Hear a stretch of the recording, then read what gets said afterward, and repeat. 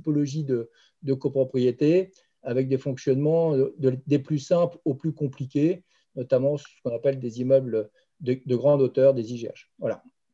Donc, on travaille aujourd'hui avec 300 syndics référencés chez nous, sachant que sur la totalité de la France, on a à peu près 12 000 syndics. On travaille avec 300 syndics qui sont référencés et audités au sein de notre société, qui peuvent répondre à toute typologie également d'appel d'offres. Comme je vous en parlais tout à l'heure, on a répondu sur différents types d'immeubles, aussi bien des immeubles en IGH en bureau que des immeubles en IGH d'habitation ou aux propriétés les plus petites, avec éventuellement tout type de complexité, éventuellement des immeubles avec beaucoup de sinistres, avec pas mal de travaux à faire à l'intérieur, avec des projets de réhabilitation. Également des ASL, c'est des terminologies un peu barbares qu'on retrouve en copropriété, ASL ou AFUL, qui sont des copropriétés horizontales, tout simplement. Voilà, toujours quelques références sur la totalité de la France, donc de Lille à Ouascal, en passant par Nice, en passant par Lyon, qui sont effectivement des axes d'intervention de Cineval assez importants. D'accord. Allez, hop. Alors, ça y est, on y arrive. Ah, alors, il y a des étapes à ne pas… il ne faut pas aller plus vite que la musique. Alors, est-ce que vous voyez déjà, tout? pour les étapes pour le changement de syndic, anticipez bien, si vous avez un projet de changement de syndic, anticipez bien les événements. On fonctionne toujours en rétro-planning par rapport aux dates prévisionnelles de l'Assemblée générale. Sachez que sur un immeuble de taille moyenne, 25, 30, 50 logements, on prévoyait à peu près 3 mois avant la date d'Assemblée générale pour envisager de changement de syndic. Si vous êtes sur des copropriétés plus importantes, 100 logements, voire au-delà, prévoyez 6 mois. Et sur des copropriétés plus importantes, 200, 300, 400, 600 logements pour certaines, et voire au-delà, prenez effectivement 1 an à l'avance pour prévoir effectivement votre changement de syndic. Mais anticipez les événements. Il n'est jamais très bon en copropriété de changer de syndic d'une façon brutale. C'est toujours mal vécu par les autres copropriétaires.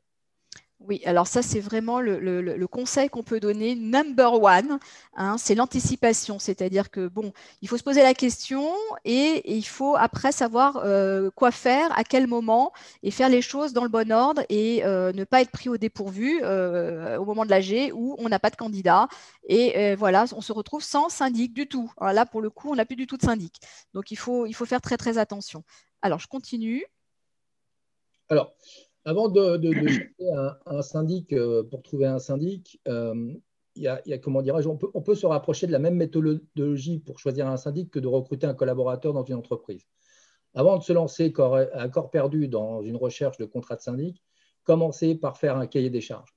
Mettez-vous autour d'une table au sein du conseil syndical, définissez vos besoins, quelles sont les spécificités de l'immeuble, quelles difficultés avez-vous, qu'est-ce qui fonctionne, qu'est-ce qui ne fonctionne pas. Et en fonction des axes qui ne fonctionnent pas, essayez de définir effectivement vos priorités sur le candidat que vous envisagez de prendre pour la gestion de votre immeuble. Quelques exemples, vous avez beaucoup de sinistres, vous avez des travaux à faire, vous avez un litige avec votre personnel, vous avez des projets, comment dirais-je, de travaux de renouvellement avec des optimisations d'aides d'État, vous avez des projets de surélévation de votre immeuble.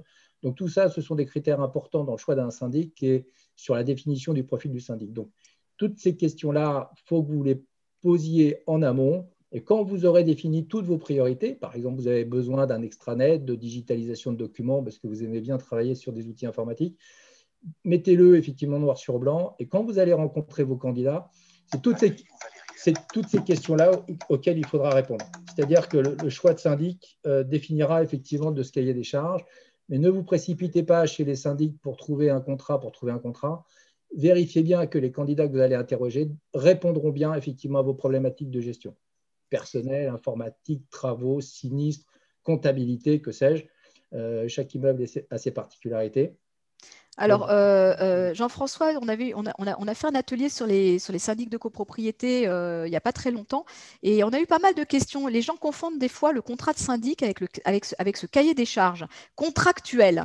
Donc, c'est pas la même chose que le contrat de syndic, le cahier des charges. J'espère que c'est bien clair pour vous maintenant, parce que c'est vrai que ça prépare et ça permet de savoir qu'est-ce qu'on veut avoir dans ce contrat de syndic, ce dont on a besoin, ce qui va pouvoir être négocié. Mais c'est pas le contrat de syndic. Le syndic va pas vous signer en bas du cahier des charges. Enfin bon, qu'est-ce que tu en penses, Jean-François? Alors, le contrat de syndic, c'est la face émergée de l'iceberg. Là, on parle de la partie immergée, donc la partie la plus centrale, ce qui va répondre à vos desiderata. C'est-à-dire qu'un contrat de syndic ne vous donnera jamais la définition de l'organisation d'un cabinet. On parlera tout à l'heure de certains cabinets qui ont des spécificités, vous ne le verrez jamais apparaître dans un contrat. Le contrat allure type des contrats de syndic est normé. Ce contrat, malheureusement, il est un peu psychorigide. On peut y ajouter quelques éléments, mais malheureusement, il ne reflète pas l'organisation d'un cabinet. Donc, pour effectivement choisir le syndic qui vous correspond, ne vous précipitez pas sur l'obtention d'un contrat. Définissez-vous d'abord votre cahier des charges sur ce que vous recherchez, comment vous le cherchez, dans quel délai, quelles sont les spécificités de votre immeuble. Je prends par exemple, vous êtes un immeuble qui est assujetti aux ABF, par exemple, vous êtes place des Vosges, vous avez besoin de faire des travaux de ravalement. Assurez-vous que le syndic que vous allez interroger correspond bien et connaît bien les immeubles en ABF, connaît bien les travaux de ravalement pour des immeubles qui répondent aux règles des ABF.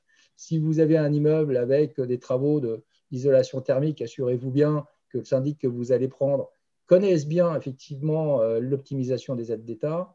Si vous avez un immeuble avec du personnel, par exemple de gestion, des gardiens ou des employés d'immeuble, assurez-vous que le syndic que vous allez prendre connaisse bien la convention collective des gardiens et employés d'immeuble et s'assure bien effectivement qu'il dispose du personnel interne pour gérer les fiches de paye, les salaires, les congés de maternité et autres, pour effectivement le sélectionner plus tard. Le contrat de syndic ne vous donnera pas effectivement tous ces détails. Donc là, on parle justement du cahier des charges sur la partie organisationnelle. C'est justement ce que tu nous disais, Jean-François. Donc, ça nous permet, en fonction du profil de la résidence, de sa taille, de sa structure, de choisir le cabinet qui répondra au mieux à nos besoins. Donc, ça peut être aussi certaines exigences, hein, avec des réunions de conseil syndical, une périodicité, des visites sur site, des outils digitaux. Donc voilà, donc on peut avoir besoin de plus ou moins d'équipements aussi en fonction des copropriétés et on aura besoin d'avoir en face un cabinet de syndic qui aura les compétences et les capacités pour y répondre. Donc là, on vous a fait un listing avec beaucoup de choses. Donc vous aurez par la suite une partie de la présentation de Jean-François. Donc ne prenez pas tout en note. C'est juste informatif et c'est pour évoquer un certain nombre de points importants à souligner au moment de la recherche de votre syndic. Alors, on va continuer. Donc là, alors ça, c'est important, la prise de contact. La prise de contact, c'est souvent, hein, Jean-François, qu'est-ce que tu en penses? C'est aussi un petit peu le bouche à oreille, c'est comment sélectionner le syndic. L'activité de syndic, ce n'est pas des algorithmes, hein, les syndics. Hein. Ça reste des métiers d'hommes. Hein. C'est un métier très complexe, juridiquement très cadré, comptablement très cadré également. C'est une profession réglementée hein, qui fait l'objet d'obtention d'autorisation de la CCI maintenant au niveau des cartes professionnelles. Ils sont audités très régulièrement par les caisses de garantie. Donc, et ça reste des métiers d'hommes. Donc, vous allez travailler avec des hommes, et ces hommes-là, il faut s'assurer que vous allez vous entendre avec eux. Hein, ça reste pas, c'est pas que des mails et que des extranets.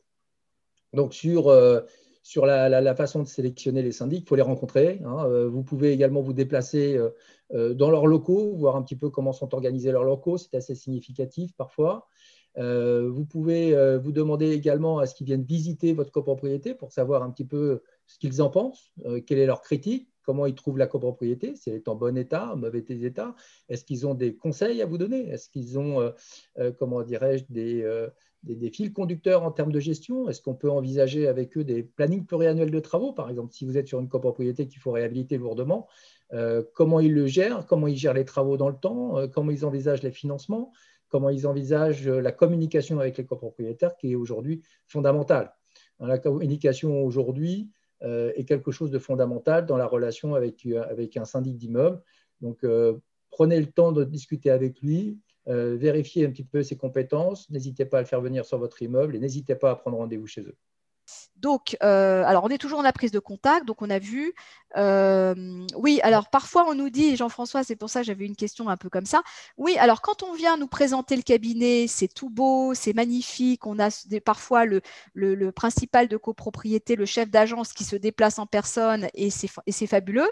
Mais après, on a un gestionnaire qui est un peu débordé et qu'on voit jamais. Donc, est-ce qu'il faut se fier à ce premier rendez-vous?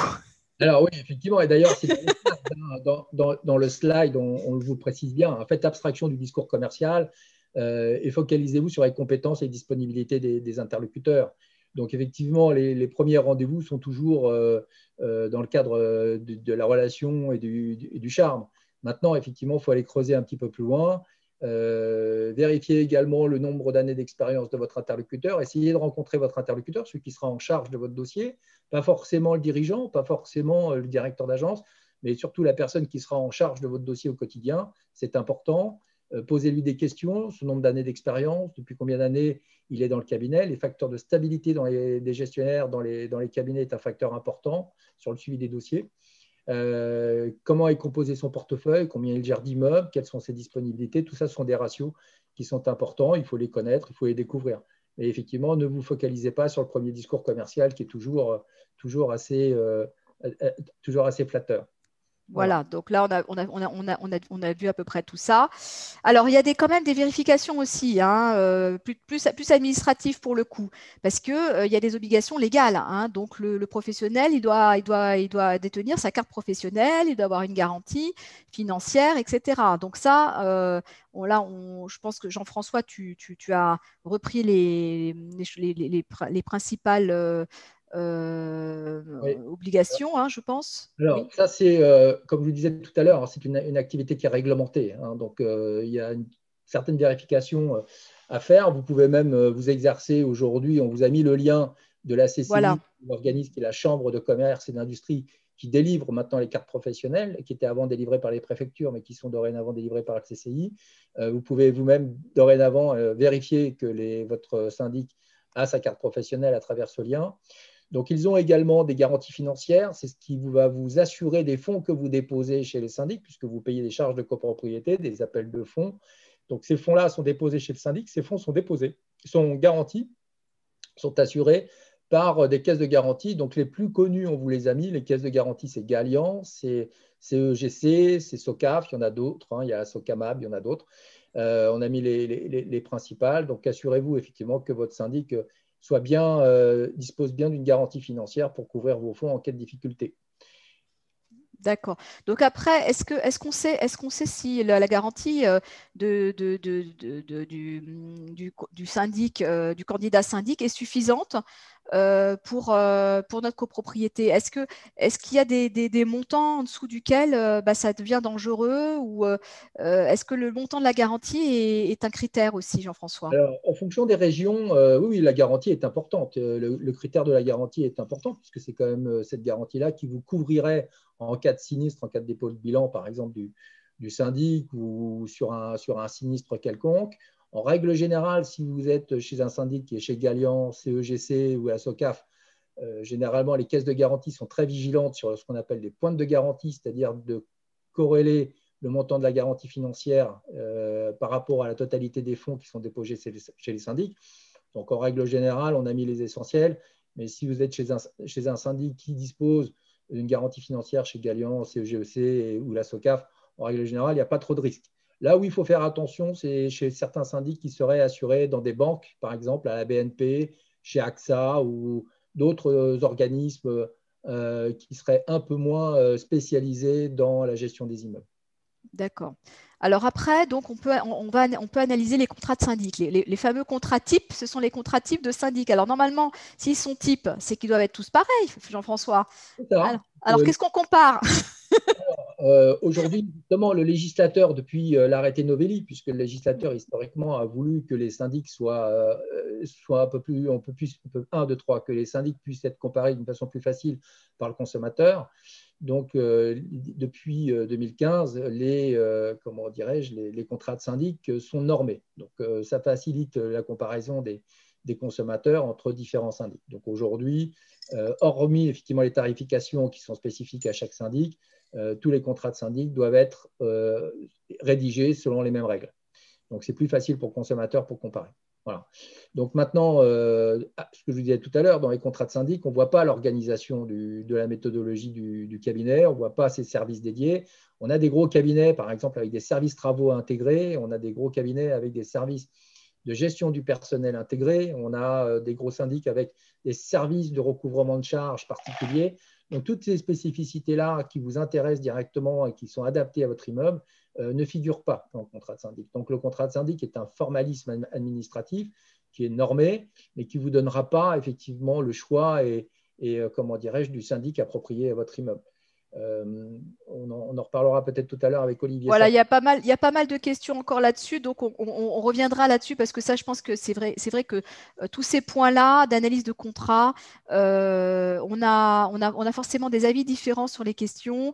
Là, par exemple, la durée du contrat, tu as mis 18 mois, il y en a d'autres qui disent, bah non, 18 mois, ça ne va pas, il vaut mieux 15 mois.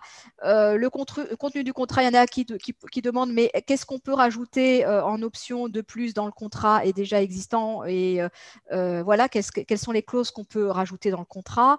Donc, voilà, on a pas mal de questions, donc on reviendra là-dessus parce que sinon, on n'arrivera pas à voir les présentations de nos autres intervenants. On continue, voilà. On continue, allez, on y va. On vous a mis dans le slide simplement parce que bien souvent la question est posée sur les contrats de syndic, sur le montant de leurs honoraires.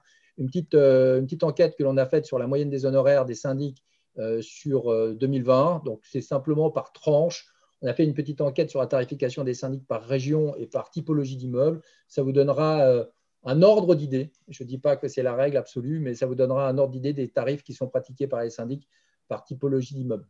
Voilà. D'accord, donc vous regarderez. Bon, c'est vrai que là on voit à Paris en forfait minimal, entre 2018 et 2020, on a plus 0,1% d'augmentation, c'est ça? Oui, c'est ça. Mais il faut savoir que, par exemple, entre 2015 et 2018, la tarification des syndics sur des immeubles de moins de 10 logements a fortement augmenté.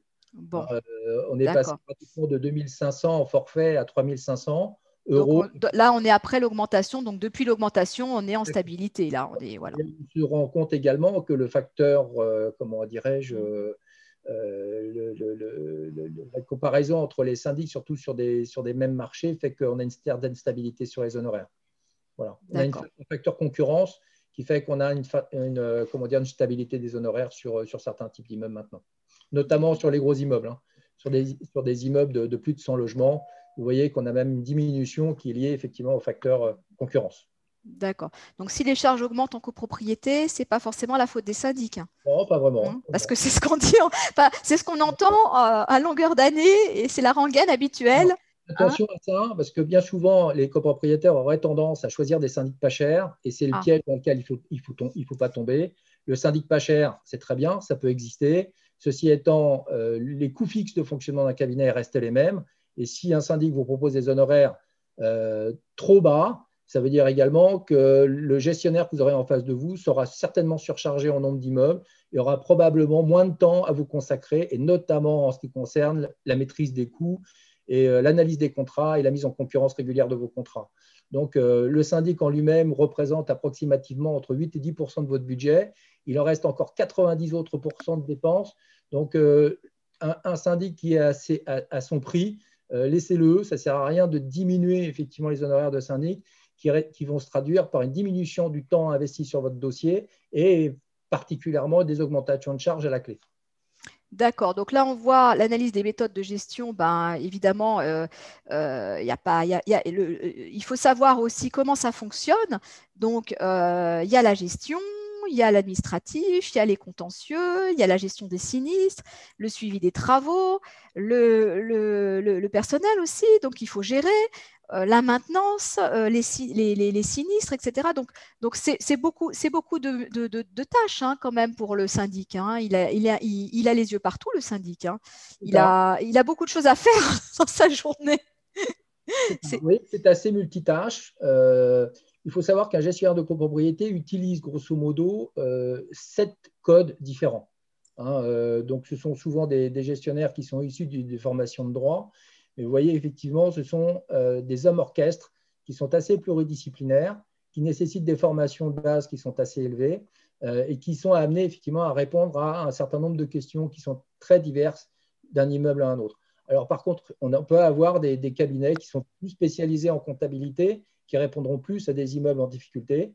On a des cabinets qui sont plus spécialisés, par exemple, sur la maintenance des immeubles, pareil, qui vont répondre plus spécifiquement à des immeubles type, ou bien certains, comment dirais-je, cabinets qui seront peut-être très forts en termes de contentieux, notamment sur le recouvrement des charges. Donc tout ça, c'est à adapter par rapport à votre immeuble et sur le choix des syndics. D'accord.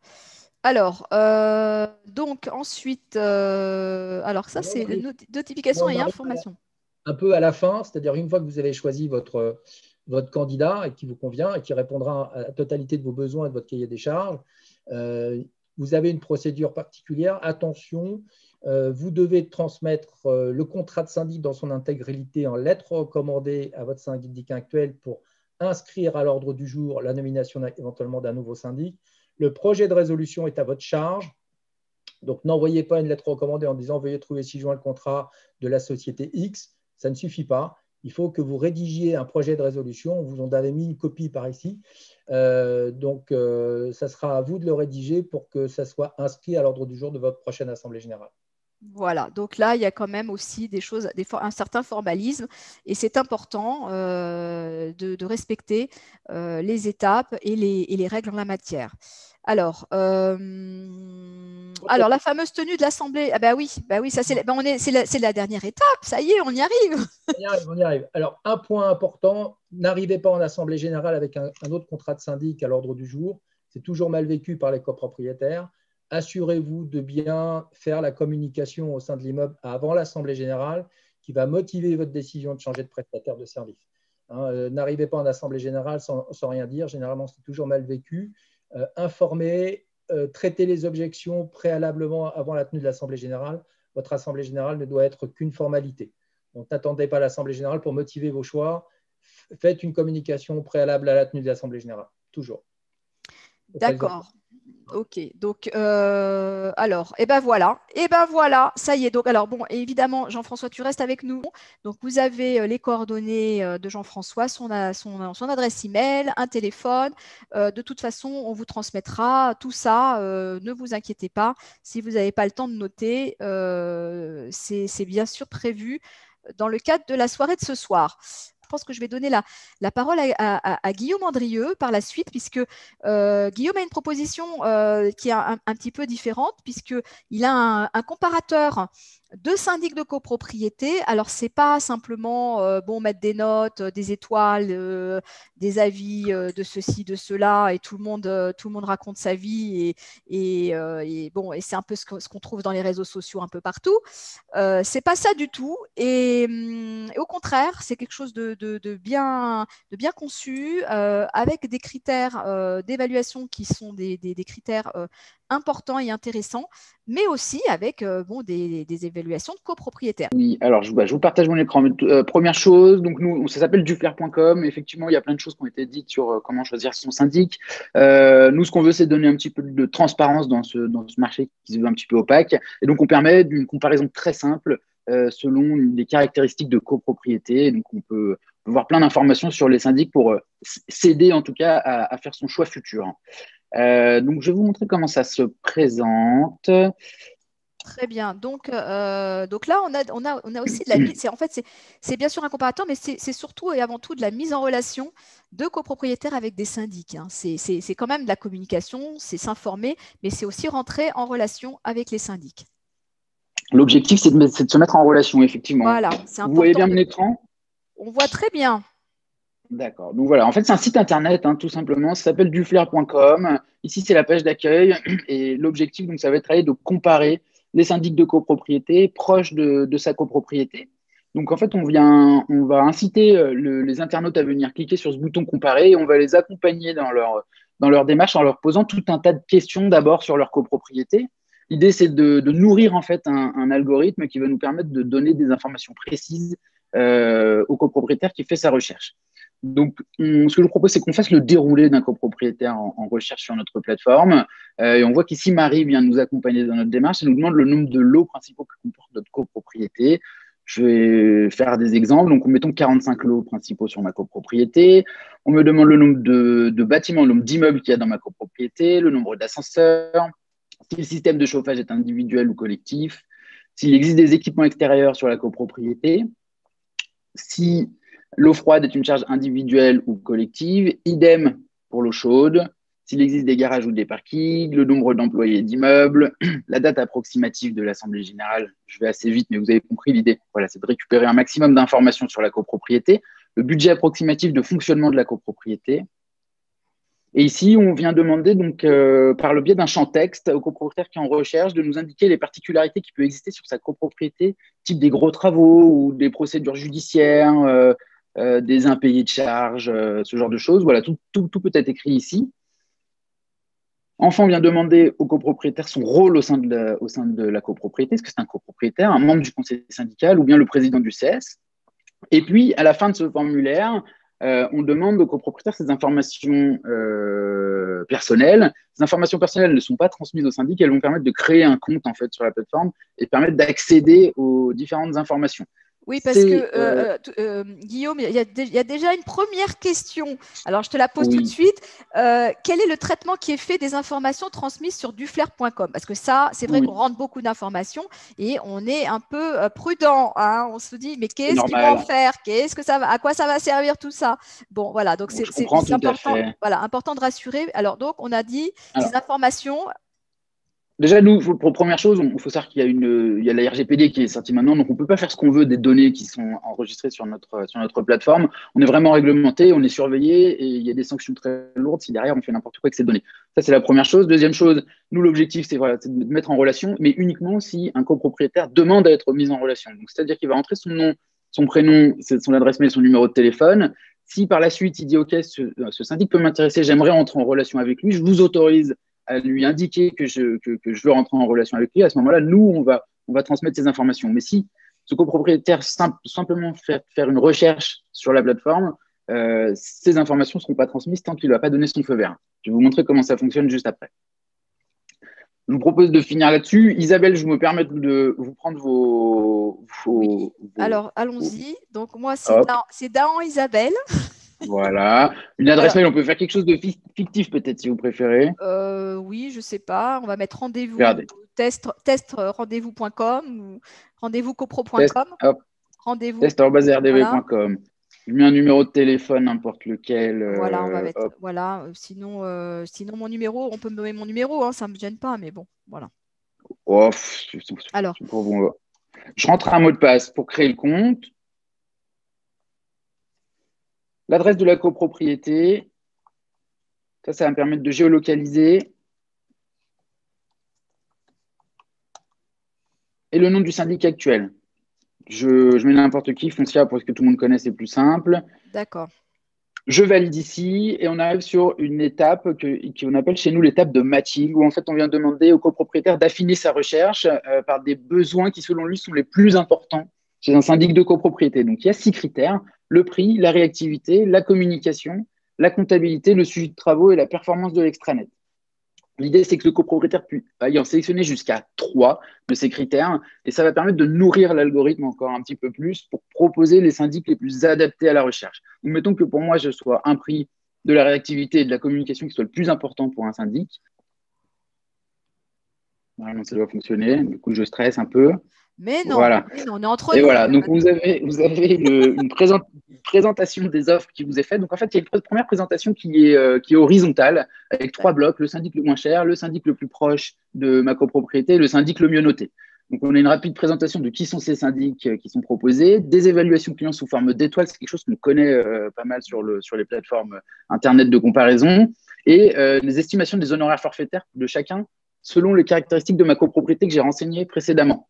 Si je descends un petit peu, j'ai une présentation cette fois ici qui est verticale, où d'autres syndics vont pouvoir venir s'intégrer en fait à ma recherche et je vais pouvoir venir voir en détail plusieurs choses. Par exemple, les avis qui ont été laissés par les copropriétaires clients de MySyndic ici. Ces avis, nous, ils sont générés de plusieurs manières. Soit c'est nous qui nous occupons de réaliser une enquête de satisfaction auprès des copropriétaires clients de chacun des syndics, soit on a des partenariats avec des plateformes type ImoAdvisor ou Opinion System qui se veulent un peu plus professionnels sur ces avis clients. Et donc, on a la possibilité d'aller récupérer des avis clients depuis leur plateforme et de les transmettre comme ça à un copropriétaire qui fait en recherche. Donc, il y a un graphique sous forme de toile d'araignée qui va permettre d'avoir l'ensemble des évaluations clients qui ont été laissées sur ce syndic-là, sur des critères assez précis, donc sur le prix, sur la réactivité, sur la communication, la comptabilité, le suivi de travaux et la performance de l'extranet. En cliquant sur ce bouton, je vais avoir accès à tous les avis qui ont été laissés sur ce syndic par ses clients, avec des commentaires qui ont été laissés pour chacun d'entre eux. J'ai la possibilité aussi de venir voir en détail les prix qui sont proposés par ce syndic, donc toujours les honoraires forfaitaires pour ma copropriété, mais aussi toutes les prestations particulières. Donc, on parlait tout à l'heure du contrat type de syndic. L'idée, c'est de transmettre quand même un maximum d'informations sur ce contrat type et d'avoir toutes les prestations particulières sous les yeux en un rien de temps et pouvoir avoir toutes les réponses à mes questions sur les contrats de syndic qu'on va pouvoir me proposer. Et dans l'objectif d'aider à cette comparaison, on va avoir la possibilité de venir comparer deux syndics entre eux. Par exemple, je prends ces deux-là et on va pouvoir comparer les avis ici clients, toujours ce graphique sous forme de toile d'araignée, cette fois en superposant les avis de chacun. Et puis, encore une fois, les tarifs de chacun, poste par poste, qu'on a la possibilité de comparer assez facilement. Une autre chose qui est pas mal aussi, ça les syndics ont la main dessus en fait sur la plateforme, c'est qu'on donne la possibilité aux copropriétaires d'avoir des informations un petit peu plus personnelles sur le syndic. Par exemple, je vais prendre AH Immobilier ici et je vais tomber sur une page en fait qui est publique et qui est renseignée par le syndic sur la plateforme directement. Il va avoir la possibilité de mettre des photos. Bon là, il n'en a pas mis pour le coup, mais si je prends un autre, par exemple, Unicia ici, voilà, ils ont mis des photos de leur équipe, ils ont mis des plaquettes commerciales les concernant. Donc, on peut récupérer des informations un petit peu plus personnalisées sur le syndic, des chiffres clés, année de création, nombre de collaborateurs, nombre de copropriétés, le turnover, etc. Et puis une présentation texte. Il faut savoir que voilà, c'est les syndics qui ont la main sur cette page-là. Donc, c'est des informations qu'ils veulent transmettre ou pas. Donc, certains les remplissent bien, d'autres un peu moins bien. Mais l'idée, voilà, c'est de transmettre donc un maximum d'informations aux copropriétaires qui en recherchent. Ce copropriétaire, si il a décidé que ce syndic pouvait éventuellement l'intéresser, il va venir cliquer sur ce bouton. Et en fait, c'est ici qu'on va venir lui proposer d'entrer en relation avec le syndic en lui indiquant qu'il est important pour que le syndic fasse son offre définitive, de le rencontrer sur la copropriété. Et donc, pour simplifier la démarche, on propose au copropriétaire qui fait sa recherche de venir donner des dates à laquelle il est disponible pour rencontrer ce syndic. Donc, il va sélectionner des dates sur un calendrier qui lui est proposé. Mettons qu'il est disponible le 11 de 8h à 10h. Il va valider ces dates, mais aussi le 19 de, je mets de 14h à 16h. Il va valider ses créneaux. Et lorsqu'il aura validé ses créneaux, on va demander cette fois-ci l'autorisation de transmettre ses coordonnées à ce syndic, qui va revenir directement vers le copropriétaire en lui disant « Ok, moi, le vendredi le 19 février 2021 à 14h, je suis disponible pour vous rencontrer sur la copropriété et venir rencontrer le conseil syndical, visiter la copropriété. » C'est ici que nous, notre démarche s'arrête. Voilà, on ne veut pas aller plus loin. On vient proposer une transparence sur le marché, une facilité de mise en relation. Et après, c'est le syndic qui prend la main avec le copropriétaire. Et c'est à ce moment-là, évidemment, que les copropriétaires sont amenés à poser différentes questions sur leur copropriété, selon les particularités qui peuvent exister.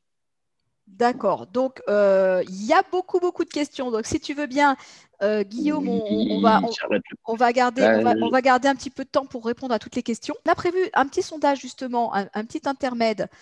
Donc là, alors ça, c'est pour les copropriétaires, les copropriétaires qui sont parmi nous. Vous avez 3 questions. Donc là, comment choisir son syndic? Vous avez quelques secondes encore. Vous avez 3 questions et vous pouvez allez-y. Voilà. Bon, voilà, il faut que vous soyez un peu plus nombreux à participer, hein. Voilà. Donc là, vous avez encore du temps.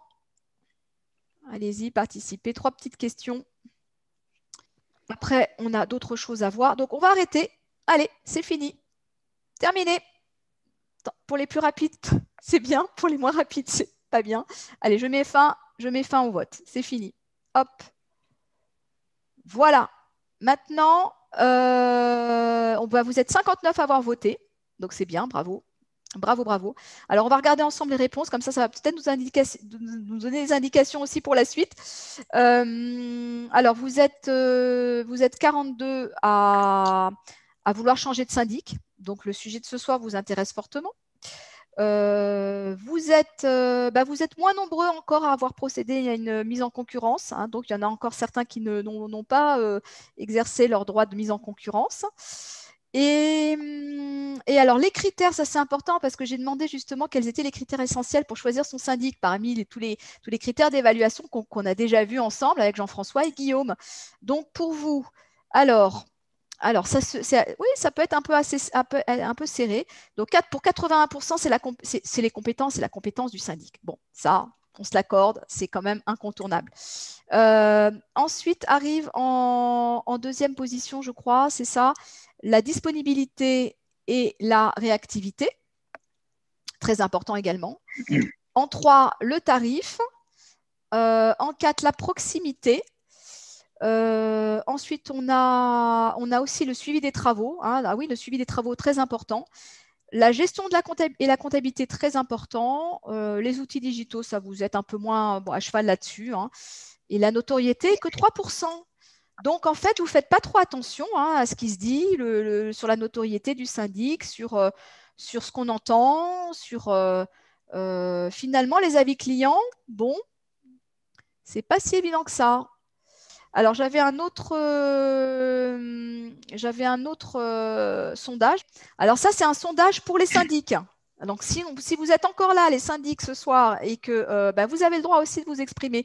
Donc, la question, c'est comment être choisi par les copropriétaires. Voilà. Donc, j'ouvre le vote. Vous allez voir. Donc, on a un peu plus de questions.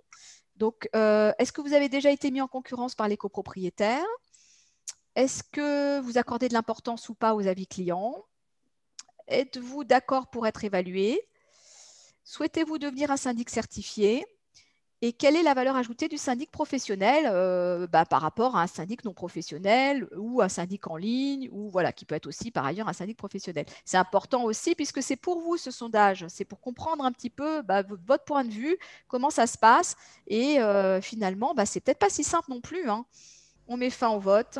Et là, je vais partager avec vous les résultats.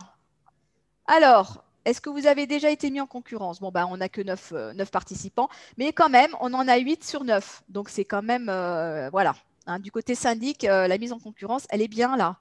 Accordez-vous de l'importance aux avis clients? Eh bien, oui, quand même. Hein, voilà. Donc, c'est pas neutre. Pour les syndics, ça a tout son intérêt. Êtes-vous d'accord pour être évalué? Oui, à 9 sur 9 quand même. Hein. Donc là, vous avez noté. Ils jouent le jeu, nos syndics. Et souhaitez-vous devenir un syndic certifié? Eh ben, on en a 5. Et on en a quand même 4 qui veulent en savoir plus. Hein, n'est-ce pas? Donc, Luc, tu vas nous en parler après. Tu vas nous dire ce qu'il en est exactement. C'est bien, ça, c'est pour toi. Et ensuite, quelle est la valeur ajoutée du syndic professionnel? Alors, bon, là, on a l'accompagnement, le conseil, c'est quand même primordial. Ça, c'est clair. La proximité et la disponibilité, très, très demandé. L'obligation de formation, la veille juridique, oui, c'est une valeur ajoutée parce que les syndics se forment régulièrement et c'est une obligation. La garantie financière et la responsabilité, que ça soit pénale ou civile, très important. Ensuite, on a le suivi technique des travaux, les réseaux d'entreprise. Donc, vous voyez, donc peut-être que pour les syndics, la valeur ajoutée, elle ne se place pas forcément au même endroit et au même niveau que pour les copropriétaires. Mais en tout cas, ils ont aussi une échelle de valeur. Et pour eux, ce que l'on va retenir ce soir, c'est quand même, ce qui fait la différence, c'est quand même l'accompagnement et le conseil. Et moi, je suis tout à fait d'accord avec ça. Bon, c'était nouveau, c'était intéressant, vous avez participé, super. Alors maintenant, on va continuer avec Luc. Voilà, donc écoutez, bonsoir à tous. Très heureux de pouvoir intervenir ce soir pour vous présenter la certification NF Habitat, qui est une certification pour les syndics, qui a été imaginée et créée pour des syndics, par des syndics, et en partenariat avec des associations de consommateurs. Donc, c'est un dispositif qui vise à certifier et donc à améliorer la gestion, la qualité, l'amélioration globale, l'amélioration technique et la rénovation des copropriétés. C'est un dispositif qui a été lancé en 2016 et vous allez le voir, depuis 2016, on a fait du chemin sur la certification NF Habitat avec les syndics. Alors, tout d'abord, en quelques mots, je vous présente le groupe qui délivre cette certification. C'est le groupe Qualitel. C'est un groupe sous statut associatif qui a été créé il y a maintenant 45 ans avec une mission d'intérêt général, promouvoir et valoriser la qualité dans l'habitat. C'est un groupe d'initiative ministérielle au départ qui correspond en fait à une attente dans la période d'après-guerre où on s'aperçoit que la qualité du parc est un peu… n'est pas toujours au rendez-vous et on s'en aperçoit par les premiers chocs pétroliers avec des charges qui montent et une dépréciation déjà du parc, une fin de cycle du parc construit dans la période d'après-guerre qui techniquement commence à présenter quelques fragilités. On s'aperçoit qu'en fait, il y a assez peu de réglementation dans la construction neuve, il y a assez peu de certification dans la construction neuve et c'est tout l'objectif de l'association Qualitel, c'est de promouvoir la qualité dans l'habitat à travers des cahiers des charges. Donc, dans le conseil d'administration, on a 37 familles professionnelles, des associations de consommateurs, des acteurs de l'offre du logement.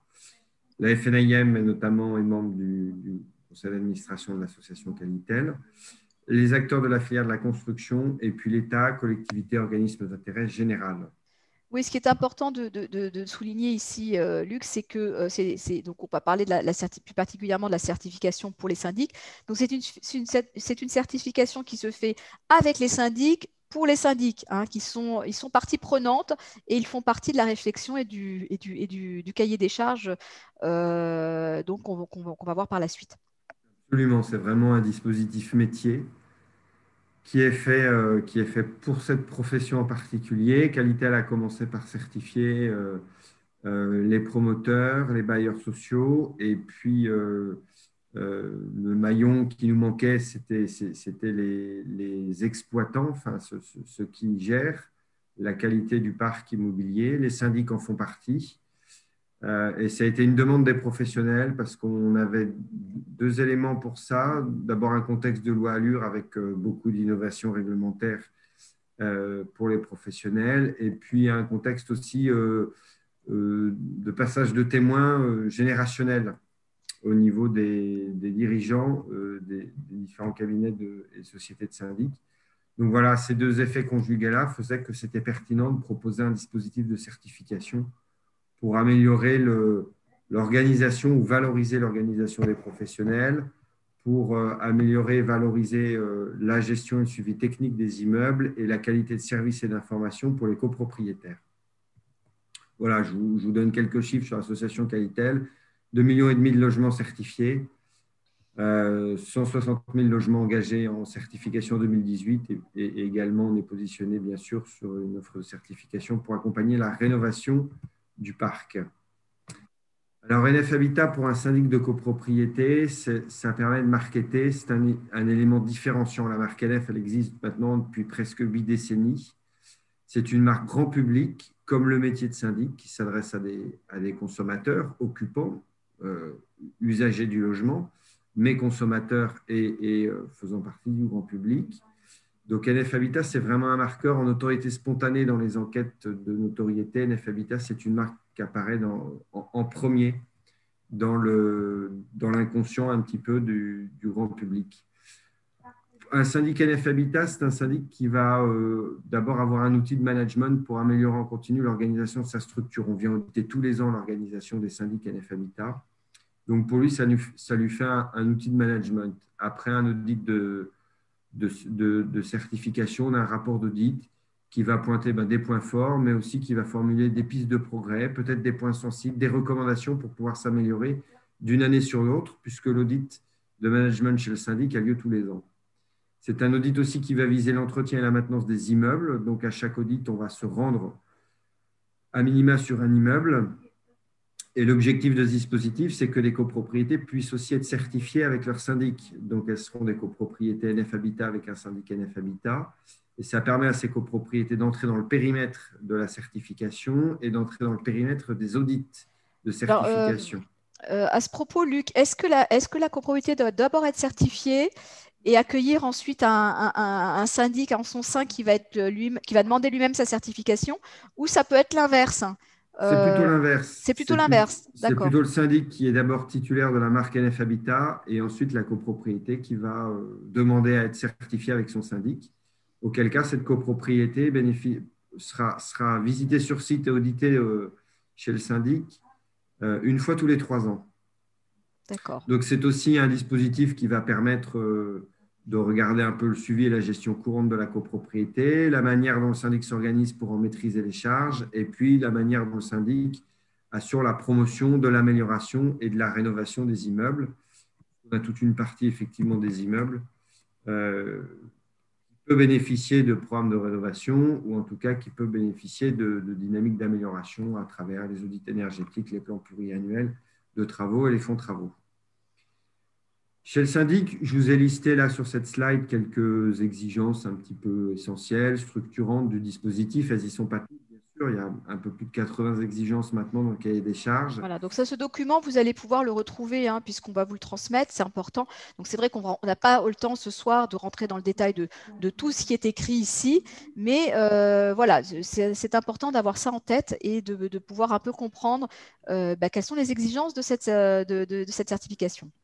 Alors, on accompagne bien sûr les syndics qui veulent s'engager dans le dispositif. On les accompagne en amont avant l'audit et on les accompagne après l'audit s'il y a besoin de clarifier certains éléments du rapport d'audit. Voilà, donc ça tourne autour de l'organisation métier du syndic et du management de ses équipes. Un deuxième pilier de ce référentiel, c'est la qualité de suivi des bâtiments.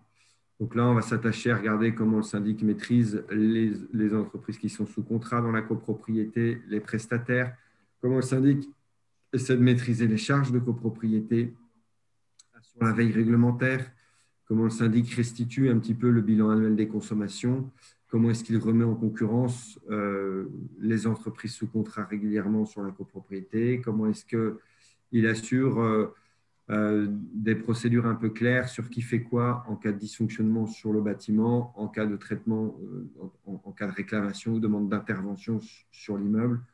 Comment est-ce qu'il maîtrise sa chaîne de prestataires et d'entreprises qui peut mobiliser justement pour répondre dans des délais maîtrisés aux copropriétaires. Donc voilà, comment est-ce qu'il maîtrise un petit peu sa chaîne de partenaires et de prestataires sur l'immeuble, comment est-ce qu'il maîtrise les charges et comment est-ce qu'il restitue toutes ces interventions auprès des copropriétaires pour aboutir ensuite sur le troisième pilier du dispositif qui est la qualité de service et d'information aux copropriétés. Alors, on sait que une des réclamations, je dirais, une des doléances qui est visée souvent quand on parle des syndics, c'est la qualité de service, mais la qualité d'information. Le délai de traitement des réclamations, le délai de réponse d'un syndic, sa mobilisation en demi-teinte parfois sur certains événements qui concernent la copropriété. Et bien, ce dispositif a pour vocation de clarifier notamment on recommande au syndic d'avoir une traçabilité de toutes les interventions qui ont été faites sur un immeuble tous les ans et de restituer cette information aux copropriétaires. Combien d'interventions j'ai fait sur la copropriété, combien de temps ça m'a pris, quels fonds ça a mobilisé. Et cette restitution qualitative, elle permet au syndic d'être clair sur la mobilisation qu'il y a eu sur l'immeuble et puis au copropriétaire de constater objectivement qu'effectivement son syndic est resté mobilisé et a été réactif sur le suivi et l'entretien de son immeuble. Donc le syndic, lui, comme je le disais, est audité tous les ans. La copropriété est auditée une fois tous les 3 ans. La copropriété qui s'engage avec le syndic est auditée une fois tous les 3 ans. Et là, comme je vous disais, je vous ai listé les qualités essentielles en fait, du dispositif parce qu'il n'était pas possible de vous balayer 80 exigences d'un cahier des charges de certification. Ce serait un peu fastidieux d'abord. Et ce qui compte, c'est les bénéfices, la valeur ajoutée pour vous syndic ou pour vous copropriétaires. Mais voilà, ce dispositif aujourd'hui, il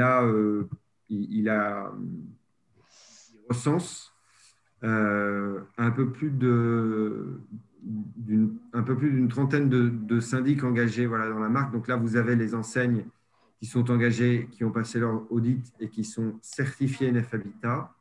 Ça représente un peu plus de 60 agences sur la France. Donc, ça va de Lille à Marseille en passant par Brest.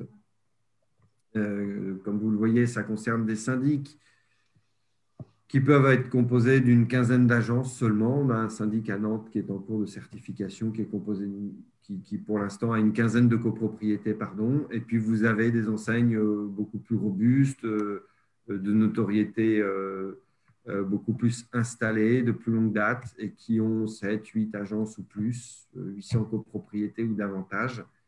Donc ici, sur cette slide, ce sont les copropriétés certifiées. Là, vous avez les copropriétés en cours de certification. Donc, quand on a des enseignes nationales comme Citia, Square Habitat ou Sergic, il ne s'agit pas de certification qui concerne tout le réseau de ces nationaux. Mais pour l'instant, ce sont des enseignes nationales qui ont choisi d'essayer le dispositif, de certifier un premier jet, entre guillemets, d'agences et de sites à titre expérimental et dans l'hypothèse de pouvoir ensuite progressivement étendre le dispositif à tout ou partie de leur réseau. Voilà. Alors là, donc, oui, alors là, donc là, il y a quelques, voilà, quelques syndics qui se sont exprimés sur le sujet. Sur le sujet, voilà, ça c'est un article que vous avez peut-être vu dans la revue Capital en novembre 2019. Pareil ici pour un autre syndic. Vous en avez un qui est à Paris. Ici, c'est un syndic qui se trouve à Neuilly-sur-Seine. Des syndics engagés dans le dispositif. Et nous sommes 2 personnes pour… Alors, on n'a pas beaucoup entendu Hélène, là, mais elle répond à vos questions sur le chat. Je vois que ça voilà, donc elle est active, elle fait des choses. Oui, voilà, c'est ça. Je réponds aux questions en même temps et Luc a absolument tout dit, donc du coup, je… Bon, parce que c'est vrai qu'on on n'arrive pas à avoir les yeux partout, hein, donc c'est compliqué. Oui. Donc, merci beaucoup de faire ça, parce que c'est vrai qu'on a énormément de questions et pour l'instant, on n'a pas répondu à beaucoup, donc c'est super. Voilà. Donc, alors là, vous avez les coordonnées d'Hélène Thirion, vous avez les coordonnées de Luc de Rochefort, sachant que Sacal Qualitel est un partenaire de longue date de monimmeuble.com et que nous relayons ce type d'informations avec des articles. Donc, je vous ai mis dans le chat aussi un article qu'on avait fait à l'époque où on présentait les syndics qui étaient titulaires de la certification. Et puis aussi, je vous ai mis un lien de NF Habitat qui parle donc justement de cette certification exploitation de copropriété syndic. Vous aurez aussi toutes les informations et les renseignements. Voilà, donc… et si vous allez de temps en temps sur LinkedIn aussi, vous pouvez voir de temps en temps des articles sur les syndics titulaires, les syndics nouvellement titulaires, parce qu'on communique aussi sur nos récents titulaires. Oui. Voilà, alors je ne sais pas si dans les questions, il y a la durée d'audit. Un audit, c'est une journée par site. Bon. On va voir ça. Écoute, voilà. on va faire un petit mix de toutes les questions. Là, je voulais voir si Olivier était avec nous. Olivier, est-ce que tu es là? Oui, bonsoir à tous. Je suis là. Merci d'avoir patienté. Merci d'avoir patienté parce que tu vois, c'est riche ce soir. On a beaucoup de choses à raconter. Voilà, écoute, j'étais ravie quand tu m'as dit que tu serais parmi nous et que tu voulais aussi, pourquoi pas, participer. Donc, je te laisse te présenter parce que tu le feras bien mieux que moi. Ça, c'est sûr. Parce que avec je sais grand plaisir. Sur ta carte de visite, il est noté beaucoup de choses et je ne l'ai pas sous les yeux, mais il y a beaucoup tu as de grandes compétences dans de nombreux domaines. Et tu es syndic de copropriété, donc ça tombe bien. Oui, je suis syndic de copropriété. Voilà. Olivier Safar, cabinet Safar. Cadeau Beauplay, Gescoffi, Mauchois et Finorgest. Donc, on est syndic de copropriété sur Paris et région parisienne, où on gère un peu plus de 700 copropriétés de toute taille. Et quand vous avez parlé tout à l'heure de comment choisir son syndic, bien évidemment, c'est d'abord de savoir quel est votre syndic, quelle est votre taille d'immeuble et quelles sont les compétences que vous cherchez. Moi, je voudrais revenir, tu m'as demandé de me présenter, c'est avec grand plaisir. Oui. Je suis aussi président de la commission copropriété de l'UNIS, qui est l'Union des syndicats de l'immobilier. Et je représente effectivement tous nos confrères syndics sur toute la France. Je suis en même temps président de CalISR, puisqu'il y a eu une question tout à l'heure sur CalISR, qui est les syndics de redressement. Et on intervient plus sur les copropriétés qui sont soit dégradées, soit en voie de fragilisation ou en difficulté. où on a des syndics spécialisés là-dedans pour intervenir, en liaison bien évidemment avec les territoires, les communes, les préfectures, mais aussi bien évidemment les opérateurs spécifiques, que ce soit Solia, Urbanis ou d'autres, pour justement remettre sur pied les copropriétés, qui ont souvent des difficultés financières d'un côté, mais de travaux et d'entretien de l'autre. Je suis par ailleurs, bien évidemment… Donc, il faut avoir une qualification peut-être spécifique là, quand on va gérer des qualification copropriétés voilà. qui sont fragiles et peut-être même parfois en faillite. Enfin, je ne sais pas, mais on n'espère pas. Il y en a, mais malheureusement, le but du jeu, c'est de les repérer au moment où elles commencent à être fragilisées et de pouvoir effectivement éviter qu'elles passent en copropriété dégradée. Par ailleurs, je suis membre du conseil d'administration de l'ANA et spécialiste de toute la partie de la rénovation énergétique. Alors, je vais peut-être faire de la publicité pour ma prime Rénov en matière de copropriété, mais sachez que dans nos copropriétés où on a des travaux à faire et où vous engagez sur de la rénovation énergétique, il existe aujourd'hui des primes qui sont versées aux syndicats des copropriétaires, je tiens à le dire, et plus uniquement aux copropriétaires en fonction de leurs revenus. Alors, les primes aux copropriétaires en fonction de leurs revenus existent toujours. Si vous êtes ménage modeste, très modeste ou intermédiaire, vous avez le droit à des primes complémentaires, mais il y a aujourd'hui maintenant et depuis le 1er janvier, une prime destinée aux syndicats des copropriétaires et on ne regarde pas le nombre de copropriétaires ni les revenus des copropriétaires. Et ça, c'est valable que pendant 2 ans, 2021 et 2022. Donc moi, j'invite toutes les copropriétés qui ont des travaux à faire à se pencher là-dessus et à regarder s'ils sont éligibles ou pas. C'est le principe, effectivement, des aides de l'ANA. C'est sur faire.gouv.fr, tout simplement.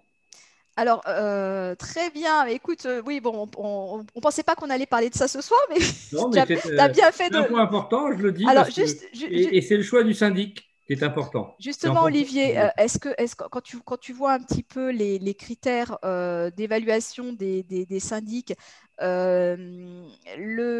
l'accompagnement et le conseil, ce que tu viens de faire là à l'instant, est-ce que c'est pas ça qui fait la différence avec tout avec le copropriétaire qui voudrait lui-même être son propre syndic, ou un syndic en ligne où on n'aurait personne qui visiterait nos immeubles?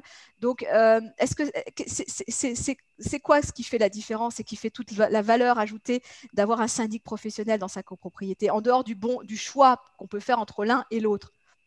L'important, c'est qu'ils comprennent les besoins de la copropriété et qu'ils vous accompagnent dans un suivi où ils doivent vous guider sur certains points que vous ne connaissez pas, sur d'autres points que vous connaissez, que vous avez analysés. Mais le but du jeu aujourd'hui, c'est de travailler de concert avec le conseil syndical. Si vous avez d'un côté un bon syndic, de l'autre côté un bon conseil syndical, mais qui ne s'entendent pas, ça ne marchera pas. Il faut dire les choses clairement. Le conseil syndical, il n'est pas là que pour vérifier ce que fait le syndic. Il est là aussi pour travailler avec lui et dans le même sens, pour faire avancer la copropriété dans le sens que veulent les copropriétaires. Et si effectivement, à un moment, vous ne faites que je veux le moins cher, je veux rien et je ne veux pas entretenir l'immeuble, au bout d'un moment, votre copropriété, il y aura des travaux à faire. Et si vous les faites 15 ans ou 20 ans après, ce n'est plus le même tarif que si vous les avez fait au fur et à mesure et petit à petit. Et ça, c'est quand même un point important. C'est le rôle du syndic et du conseil syndical d'être à cheval sur une vision qui est commune. Si elle n'est pas commune, vous n'avancerez pas. Olivier, par rapport à la mise en concurrence, donc on a vu qu'il y a quand même beaucoup de syndics qui sont mis sur la sellette. Et oui. Alors, comment ça se passe dans votre cabinet et est-ce qu'on peut limiter, ou est-ce que c'est un passage obligé finalement? Ça fait partie du système et bon, on s'y plie. Je vais répondre très clairement. Il y a des immeubles où ils ont l'habitude de faire une mise en concurrence en moyenne tous les 4-5 ans.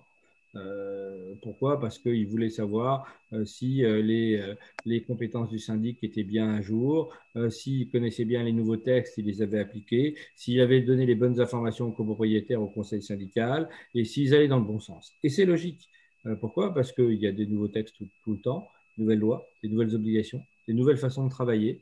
Regardez cette année, on a mis en place beaucoup de choses et ce n'est pas toujours facile à expliquer. Le vote par correspondance a été une galère pour tout le monde, que ce soit pour les copropriétaires comme pour les syndics. Ne croyez pas que les syndics sont très contents du vote par correspondance. Ce n'est pas vrai. On a un vrai problème qui est le débat en copropriété. L'intérêt, quand vous êtes en assemblée générale, c'est que tout le monde vient et que ceux qui viennent peuvent discuter des différents points, débattre, ne pas être d'accord, donner leur point de vue. Et à la fin, le but du jeu, c'est d'avancer en façon démocratique. C'est-à-dire qu'il y a une majorité qui vote et c'est la majorité qui choisit. Et ça, c'est un point important. Mais s'il n'y a pas eu le débat, s'il n'y a pas eu les explications, si on n'a pas pu poser les questions avant, il n'y a plus de démocratie en copropriété avec que du vote par correspondance. Et ça, c'est dommage de le dire, mais c'est la période Covid d'aujourd'hui. Moi, j'en suis très désolé. Autant, au départ, on était très volontaire pour qu'il y ait du vote par correspondance pour les copropriétaires qui ne pouvaient pas venir pour qu'ils puissent exprimer effectivement leur avis. Mais s'il n'y a que 100% de vote par correspondance, c'est plus de la copropriété. Oui, oui, voilà. Donc on voit que on te suit là-dessus apparemment. Il y a des formules un peu directes là dans les commentaires, mais quand voilà, on a certains syndics qui nous disent bah oui, c'est de la connerie. Bon, c'est de la pure connerie. Rajouter en plus pure connerie, mais bon, c'est vrai que ça pose des difficultés. Olivier, je te remercie beaucoup. Écoute, maintenant que je sais que ta vidéo fonctionne bien, ta visio fonctionne bien et ton micro aussi, tu reviendras. Tu reviendras nous faire. Voilà. Alors, je voulais simplement rappeler une chose sur la visio pour les assemblées générales. N'oubliez pas que quand on est en visio pour l'assemblée générale, c'est très bien pour discuter. On a eu beaucoup de problèmes les premières fois pour prendre les votes en visio en automatique. Et on s'est rendu compte que globalement, on n'enregistrait pas obligatoirement toutes les assemblées générales en visio. Pourquoi? Parce que pour pouvoir les enregistrer, il faut l'accord formel de chacun des copropriétaires qui va se connecter. Et la plupart du temps, avec nos problèmes RGPD et enregistrement, ça ne marche pas. Donc, on sait qu'aujourd'hui, on met en place des nouveaux systèmes, des nouvelles solutions pour pouvoir le faire. Vous pourrez avoir votre assemblée générale en visio et discuter. Et on va vous ouvrir le vote en ligne sur l'extranet pour être sûr qu'effectivement, là, on a bien pris le vote de chacun des copropriétaires et valablement, et pas dans la cacophonie, puisque c'était le cas dans une assemblée où j'avais 25 copropriétaires. Au fur et à mesure, on n'entendait pas qui votait quoi, pour, contre ou abstention. Et ça, c'est une des difficultés de la visio. Quand on est peu nombreux, tout va bien. Quand on dépasse les 7 ou 8, tout va mal. D'accord, mais là, on est très nombreux ce soir. Hein. On est très nombreux, oui, mais bon, tout le monde n'a pas la parole. Hein. Voilà, mais globalement, tu n'as pas 72 personnes qui parlent en même temps. Non, ça, ce serait impossible. Bien sûr. C'est très bien. Non, ils posent plein de questions, mais bon, c'est sur le chat. Voilà. Alors, bon, vous êtes tous là. Alors, je vais essayer de reprendre quelques questions. Donc, on ne va pas tous les faire, mais bon, voilà, parce qu'on a dépassé les 19h30. Donc, on va encore prendre quelques petites questions. Donc, j'avais des questions assez concrètes, que ça soit pour Guillaume. Je crois qu'il oui, il est parti. Bon, c'est pas grave. Jean-François est parti, mais c'est pas grave. Bon, Guillaume va peut-être nous répondre. Isabelle. Voilà, il est tout. Il est là. Mais je voyais. Comment ça se fait? Je te vois plus. Je sais pas. Voilà. Oui. Alors, tu sais que quand on dit courtier en syndic, donc on a vu que tu réalisais un travail conséquent en assistance donc de la copropriété avec ce cahier des charges et puis aussi peut-être à regarder les contrats, analyser les contrats, etc. Mais tout ça, ça a un coût et les copropriétaires sont toujours inquiets de savoir mais qui paye, comment ça fonctionne. Et si le syndic qu'on nous propose ne nous convient pas, et est-ce que finalement c'est le syndic qui paye pour être présenté à la copropriété, etc. Donc tu connais nos copropriétaires, donc donc tu as forcément préparé toutes les réponses. Oui, la réponse, mais la question est légitime. Bien entendu. On passe par un prestataire, la question du coût s'impose.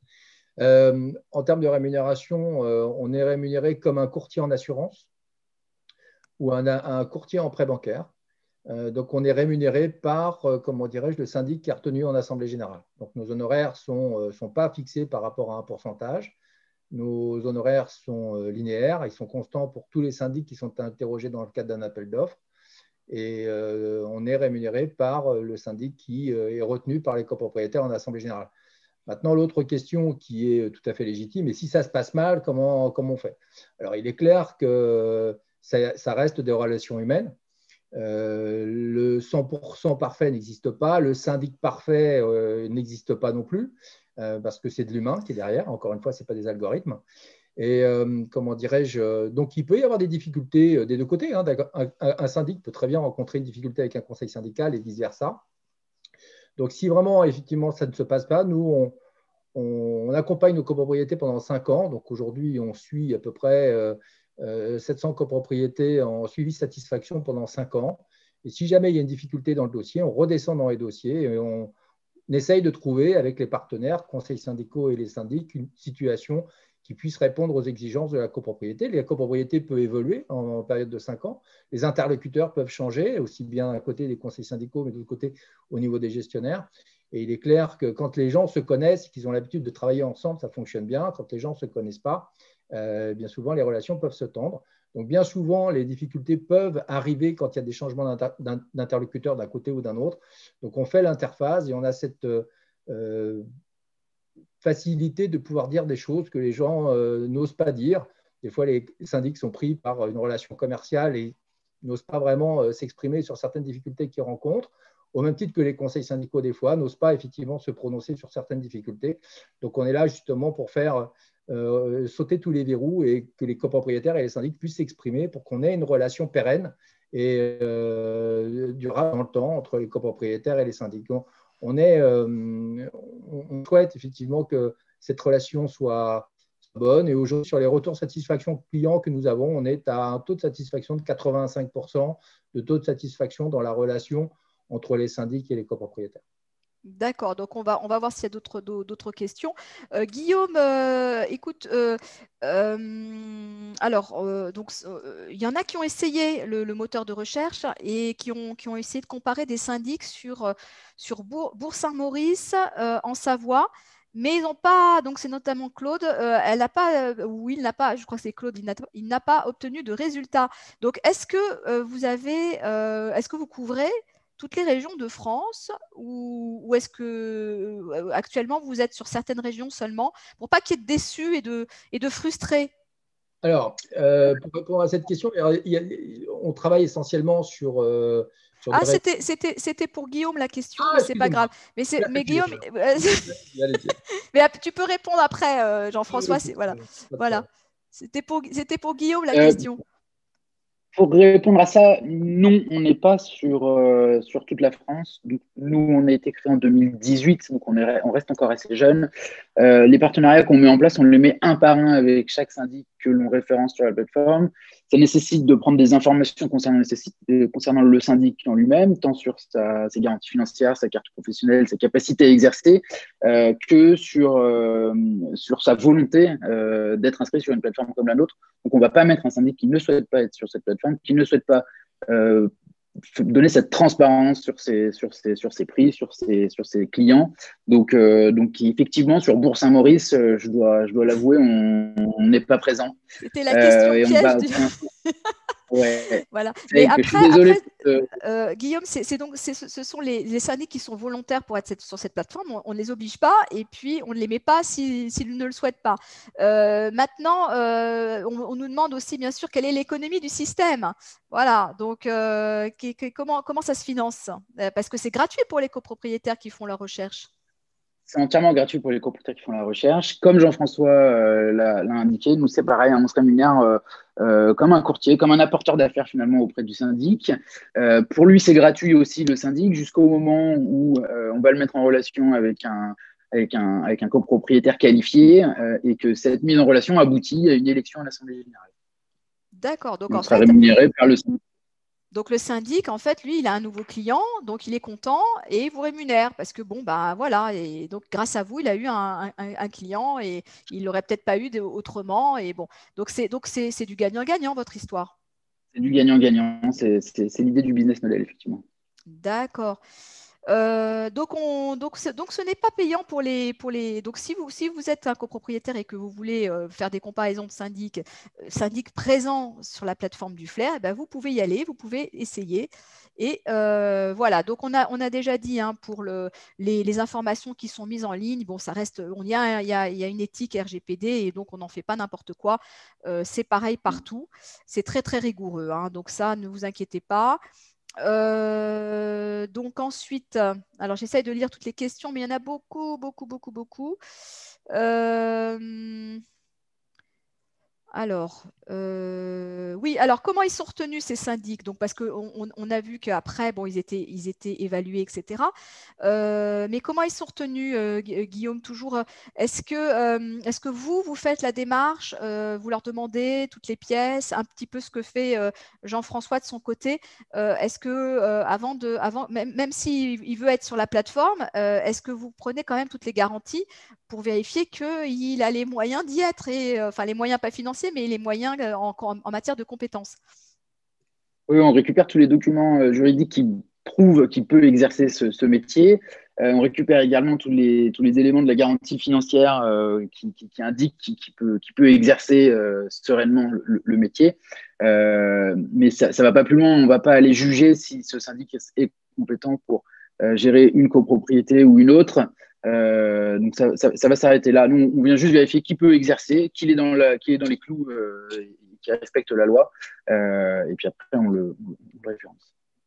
D'accord. Alors, donc là, donc, au niveau de la certification des syndics, donc ça, c'est aussi une question peut-être pour Olivier, mais à part l'association qui certifie les syndics qui vont pouvoir gérer des copropriétés en difficulté, est-ce qu'en dehors de la certification CERCAL Qualitel, il y a d'autres certifications qui existent aujourd'hui pour juger d'un bon syndic ou d'un moins bon syndic, entre guillemets? Olivier, qu'est-ce que tu connais en la matière? Est-ce que tu es certifié? Alors, est-ce que je suis CalISR et président de CalISR? Pour ces parties-là, la réponse est oui. Est-ce qu'il existait auparavant une certification qui avait été créée il y a plus d'une vingtaine d'années à l'époque? Oui, ça a existé, mais c'est tombé à l'eau parce qu'aujourd'hui, c'était une certification qui était basée sur le nombre de lettres et de courriers qu'on envoyait ou auxquels on répondait. Et on répond en disant ben, tout va bien, j'ai bien reçu votre courrier, merci, au revoir.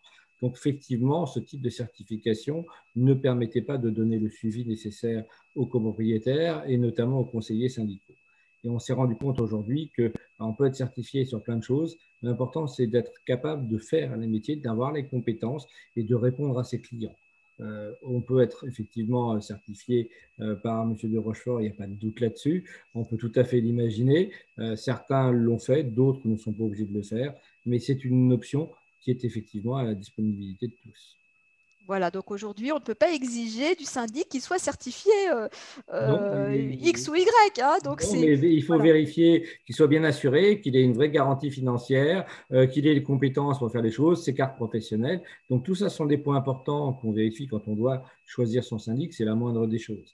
Et ça, effectivement, vous assurez-vous aussi qu'il soit membre d'une fédération professionnelle. Parce que quand vous êtes membre de l'UNIS, vous savez que vous avez un nombre d'heures de formation qui sont obligatoires pour chaque syndic par an. Et ben, l'important, c'est d'avoir l'organisme de formation qui gère et qui forme nos syndics sur comment adapter les nouvelles règles, quelles sont les nouvelles règles, comment on doit faire, comment ils doivent effectivement présenter les choses, expliquer les choses aussi à leurs copropriétaires. Et ça, c'est un point important. Alors justement, oui. Est-ce que je peux me permettre juste une petite chose, c'est qu'effectivement, la certification est une démarche volontaire. Donc, c'est au syndic de faire cette démarche auprès des organismes certificateurs pour se certifier et ensuite certifier les copropriétaires. Et notamment dans nos exigences sur la certification NF Habitat, nous vérifions la carte professionnelle, nous vérifions l'attestation d'assurance, nous vérifions ça. Donc, ça évite, si vous voulez, quand le syndic est certifié NF Habitat, le copropriétaire sait que ces vérifications ont été faites et qu'elles le sont tous les ans. Donc, ça amène une certaine sérénité et du coup, il y a la confiance qui est un peu plus là avec le syndic et le conseil syndical. Voilà. Complètement. Ben ça, c'est important aussi de souligner parce que comme ça, on n'a pas besoin de s'en préoccuper. Exactement. Voilà, on délègue cette partie et ce n'est pas la moindre. Olivier, juste une question puisque tu représentes ici, bon, pour ce soir aussi un petit peu l'UNIS, oui. Un peu beaucoup. Et ben, tu sais qu'il y a toujours des copropriétaires qui se disent mais que fait l'UNIS quand il y a des syndics qui ne font pas leur boulot? Est-ce que l'UNIS peut agir et est-ce qu'il y a, je ne sais pas, des sanctions ou un ordre disciplinaire? Oh, j'aime pas ce mot-là. Non, ça n'existe pas. En revanche, s'il y a un syndic qui est membre de l'UNIS et qui ne fait pas les choses, effectivement, nous, on a ce qu'on appelle une commission de discipline où on convoque les syndics qui ont été, pour lesquels il y a des difficultés, ou tout au moins pour les entendre. Le principe pour nous, c'est le respect du contradictoire. On s'est rendu compte qu'on avait de nombreux copropriétaires qui n'étaient pas contents de leur syndic parce que le syndic avait agi dans l'intérêt de certains membres du conseil syndical ou d'une décision majoritaire de la copropriété. Ce n'est pas pour autant qu'ils ne faisaient pas leur travail et qu'ils n'étaient pas consciencieux. Donc, c'est des choses qui sont à voir. Le principe, c'est bien évidemment ce contradictoire. Il est clair qu'il y a quelques années, on en a viré quelques-uns, il faut dire la réalité, c'est vrai, mais c'était déjà il y a quelques années, puisque depuis quelques temps, on n'a pas vidé ou viré, dirons-nous, certains de nos confrères. En revanche, le but du jeu pour nous, c'est de les accompagner, de les former, de leur expliquer les nouveaux textes, les nouvelles façons de faire. Je ne cache pas que mettre en place la visio pour certains a été une galère, elle l'est toujours. Convoquer toutes les AG en étant dans les délais, parce que certains m'ont dit, mais j'ai reçu ma convocation que pour le mois de février, mon syndic est en retard. Je dis, moi aussi, le mien est en retard, mais ce n'est pas moi. Moi, je ne suis jamais syndic chez moi. Je sais qu'effectivement, j'ai bien reçu ma convocation d'AG. Il est en retard pour la faire, mais certains syndics sont en retard, oui, parce qu'on n'a pas eu le temps de tout faire. On n'a pas eu le temps de tout organiser. Quand on veut organiser en même temps une visio avec les membres du conseil syndical et le vote par correspondance pour les copropriétaires, ça prend du temps, ça s'organise. Ce n'est pas aussi simple à manœuvrer, ou en tout cas à apprendre les nouvelles techniques. D'accord. Bon, bah, je sais. Alors, je suis en train de regarder encore s'il y a encore des petites questions, mais là, je crois on va bientôt clôturer, hein, si vous en êtes d'accord. Donc, je sais, j'ai pas vu là s'il y avait d'autres questions par ici. Je regardais que celle du bas. Alors, bon, si vous avez des questions, je répète, si vous avez des questions sur ce que fait votre syndic ou ce que ne fait pas votre syndic, sur votre rôle de conseiller en tant que membre du conseil syndical, sur des problèmes dans le contrat type, etc. C'est pas ce soir. Ça sera pour notre avocat conseil, Frédéric Drouard, et on lui posera toutes les questions et ça sera dans le cadre d'autres ateliers juridiques où on ne prend que les questions purement juridiques, donc ne vous inquiétez pas. Voilà. Sinon, bon, bah, je pense qu'on a fait le tour. Voilà. Bah, si vous en êtes d'accord, à moins que chacun ait envie de dire le petit mot de la fin, et à ce moment-là, je vous laisserai chacun dire le petit mot de la fin, nous allons conclure. Donc, alors, on s'est parti. Guillaume, allez, tu es dans cet ordre-là pour moi. Alors, le petit mot de la fin pour clôturer l'atelier de ce soir. Eh ben, tout d'abord, merci à toi et à mon immeuble pour toutes ces initiatives que tu prends et que tu organises. Je pense que c'est toi qui dois être à l'honneur ce soir dans ce petit mot de la fin. Bravo à ce que tu as créé. Les informations que tu mets sur mon immeuble, même à titre gratuit, sont toujours très intéressantes. Pareil sur les réseaux sociaux. Et donc, j'incite les personnes qui nous écoutent à aller un petit peu plus loin dans ce que tu proposes et d'aller regarder ça d'un peu plus près. Eh ben, c'est super, mais moi je suis juste une animatrice ce soir, hein. C'est vous qui êtes c'est vous tous qui êtes à l'honneur, hein. Voilà, donc mais c'est très gentil. Merci Guillaume, et ça me touche beaucoup, ça me fait plaisir. Au moins c'est vrai qu'on a beaucoup de satisfaction, et les copropriétaires comme nos abonnés sont des gens très très bienveillants, et on le voit ce soir d'ailleurs dans le chat, hein. Vous avez vu, même j'ai pas eu beaucoup à faire de modération, je crois que j'en ai même pas fait du tout. Tout le monde s'exprime librement, et bon, il n'y a pas vraiment de débordement, hein. Donc on est d'accord là-dessus. Alors, Olivier, un petit mot pour conclure. Oui, un petit mot pour conclure, parce que c'était comment choisir son syndic. Le but du jeu, bien évidemment, c'est de le rencontrer. Si votre syndic ne vient pas voir l'immeuble et vous fait une proposition, rêvez pas. C'est du financier ou du calcul. Si vous n'allez pas voir le syndic pour voir comment c'est dans son cabinet, comment il vous reçoit, comment c'est organisé, vous n'aurez pas non plus quelqu'un qui va être adapté à votre copropriété. C'est un rôle important pour le conseil syndical de faire cette analyse, de faire ce suivi. Il faut vérifier beaucoup de choses. Ne prenez pas à la légère. Pourquoi? Parce que c'est un point important. Quand vous aurez changé de syndic, c'est déjà compliqué. Et ensuite, il faudra comparer les syndics. Ça, je sais que certains adorent comparer les syndics, mais comparez-les en fonction de votre immeuble, pas en fonction des immeubles d'à côté qui ne sont pas de la même taille. Vous êtes dans une copropriété de 500 logements, ce n'est pas la même chose qu'une copropriété de 12 logements. Vous avez un chauffage collectif, pas de chauffage collectif, pas de travaux, pas de procédure. C'est ça le plus important. C'est comparer ce qui est comparable.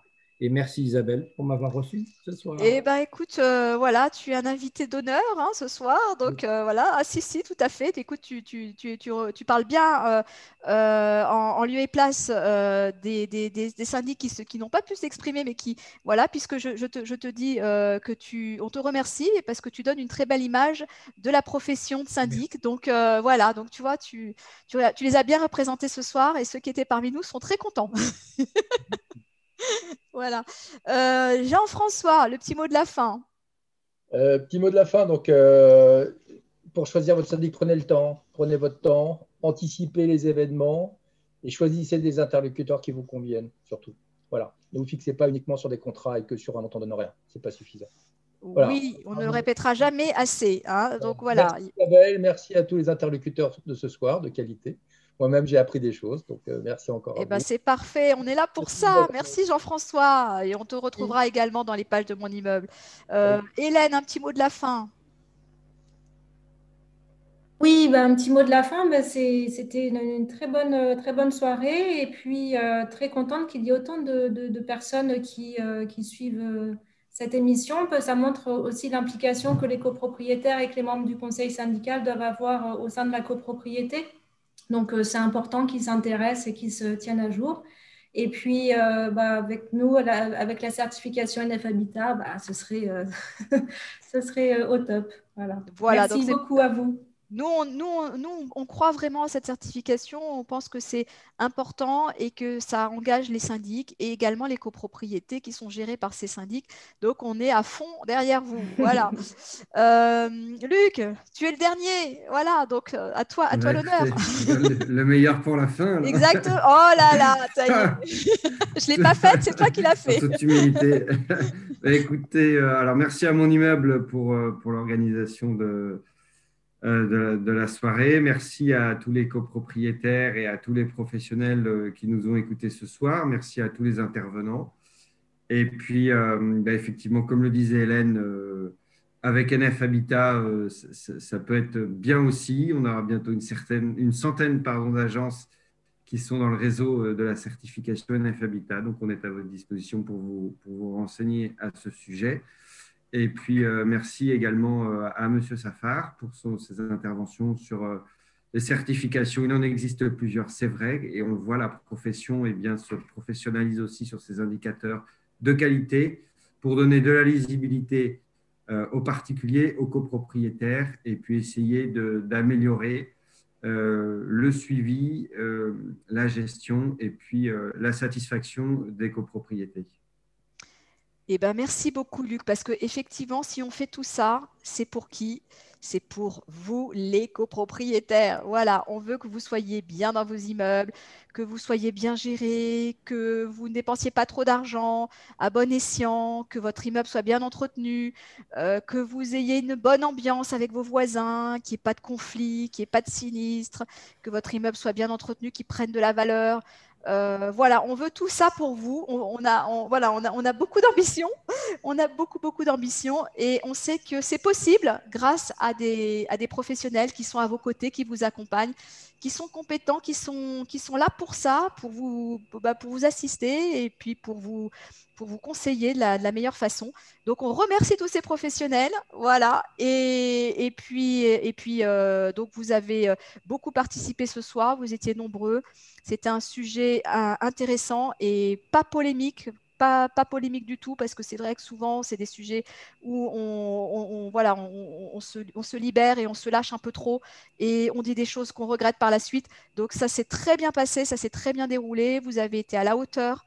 Et je vous en remercie parce que c'est important pour nous de garder aussi cette belle image de médias fédérateurs où on a aussi bien des professionnels que les copropriétaires et cet écosystème peut très bien s'exprimer de la meilleure façon et on peut vivre en belle harmonie tous ensemble.